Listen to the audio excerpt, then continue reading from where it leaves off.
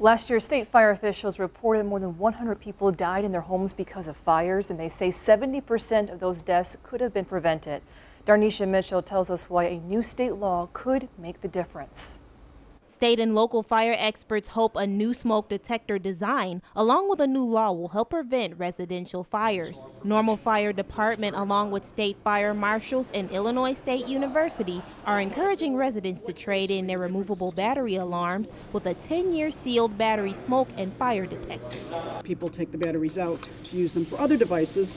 They forget to put them back in, and then when a fire occurs, it's the smoke inhalation that's killing the people, not so much the burns. In 2020, Illinois fire officials reported 107 residential fire deaths statewide, and nearly 70% of those homes did not have a working smoke detector. To solve this problem, the state passed a law in 2017 requiring homes to make the switch to the 10-year battery alarms by the end of 2022.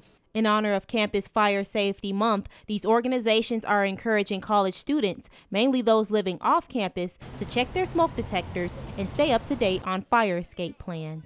And so our prevention department works very hard to try to educate everybody that's living in our community, whether that be on ISU property or, student apartments or Greek living.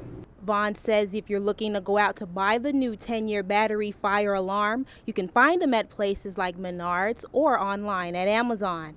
In Normal, I'm Darnisha Mitchell, 25 News.